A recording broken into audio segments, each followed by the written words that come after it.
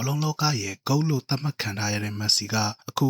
2026ကမ္ဘာဖလားမှာတင်အယ်ဂျီးရီးယားအသင်းနဲ့ပွဲဥထွက်ကိုကစားပြီးတော့ဟတ်ထရစ်သွင်းယူနိုင်ခဲ့ပါတယ်။ခုဆိုရင်သူကကမ္ဘာဖလားသမိုင်းတစ်လျှောက်မှာအအောင်မြင်ဆုံးနဲ့စံချိန်တွေအများဆုံးကွင်းလေတိုက်စစ်ကစားသမားဖြစ်လာခဲ့ပါပြီ။ဒီနေ့မှာတော့မက်ဆီရဲ့မယုံနိုင်စရာကဏ္ဍအချက်လက်စံချိန်တွေကိုကျွန်တော်တို့အသေးစိတ်ကြည့်ကြရအောင်ပါ။မက်ဆီကကမ္ဘာဖလားပြိုင်ပွဲကို2016 2010 2014 2018 2022နဲ့ခု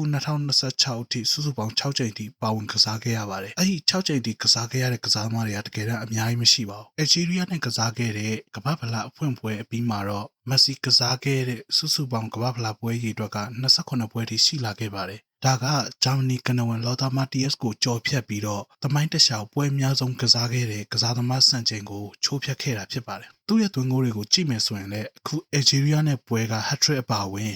စုစုပေါင်းသွင်းဂိုး16ဂိုးထိရှိလာခဲ့ပြီဖြစ်ပါတယ်။အဲ့ဒီသွင်းဂိုး16ဂိုးကလည်းဂျာမနီတိုက်စစ်မှုမီရိုစလက်ကလိုဆေးရဲ့သွင်းဂိုးစံချိန်နဲ့တူညီသွားတာဖြစ်ပါတယ်။ဒီသွင်းဂိုး16ဂိုးတွေမကသေးပါဘူး။သူကဂိုးဖန်တီမှု10ချိန်ပြုလုပ်ထားပြီးတော့အဲဒီ10ချိန်ကလည်းအာဂျင်တီးနားအသင်းရဲ့ကနဝင်မာရာဒိုနာရဲ့ဂိုးဖန်တီမှုစံချိန်နဲ့တူညီနေတာဖြစ်ပါတယ်။သွင်းဂိုးစုစုပေါင်း16ဂိုးနဲ့ဂိုးဖန်တီမှုစုစုပေါင်း10ချိန်ထိပြုလုပ်ခဲ့ပြီးဂိုးပတ်ဝင်ပတ်သက်မှုက24ချိန်ထိရှိလာခဲ့ပါတယ်။အဲဒီ24ချိန်ကလည်းဘရာဇီးကနဝင်ပီလီရဲ့21ချိန်စံချိန်ကိုကျော်ဖြတ်ခဲ့ပြီးတော့ကမ္ဘာဖလားရဲ့သမိုင်းတစ်လျှောက်ဂိုးပတ်ဝင်ပတ်သက်မှုအများဆုံးကစားသမားဖြစ်လာခဲ့ပါတယ်။ဒီမက်ဆီရဲ့ကမ္ဘာဖလားဖြတ်သန်းမှုကိုပြန်ကြည့်မယ်ဆိုရင်2006မှာတကူသွင်းနိုင်ခဲ့ပါတယ်။2014မှာတော့4ဂိုး2018မှာတကူနဲ့2022မှာ9ဂိုးသွင်းယူနိုင်ခဲ့ပါတယ်။အခု2026ကမ္ဘာဖလားကတော့ရှင်ပြိုင်နေဆဲဖြစ်ပြီးတော့အခုပွဲဥထွက်ကံပြီးတဲ့ချိန်မှာတော့ဟတ်ထရစ်3ဂိုးသွင်းထားပါတယ်။စိတ်ဝင်စားဖို့ကောင်းတာကတောင်အာဖရိကမှာကျင်းပခဲ့တဲ့2010ကမ္ဘာဖလားတစ်ခုတည်းမှာပဲမက်ဆီကဂိုးမသွင်းနိုင်ခဲ့တာဖြစ်ပါတယ်။အခု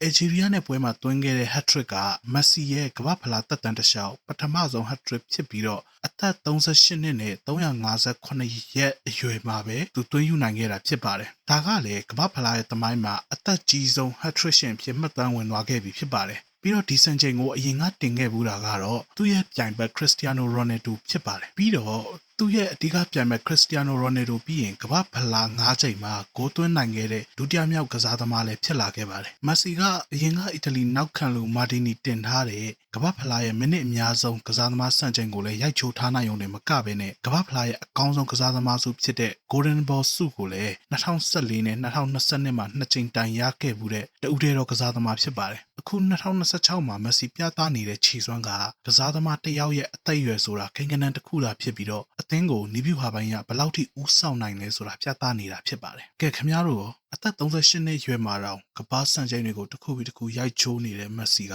ဒီ2026ကမ္ဘာဖလားမှာအာဂျင်တီးနားကိုထပ်ပြီးပိုဆွဲအောင်လှုပ်ဆောင်ပေးနိုင်အောင်မလားခင်ဗျားတို့အမြင်တွေကိုအောက်က comment ထဲမှာရေးပေးခဲ့ကြပါဦးအားကစားသတင်းတွေကိုအမြဲတမ်းကြည့်ရှုနိုင်မှုကျွန်တော်တို့ရဲ့ channel ကိုလည်း like share နဲ့ subscribe လုပ်ထားပေးဖို့လည်းတောင်းဆိုပါတယ်အားလုံးကိုကျေးဇူးတင်ပါတယ်ဗျ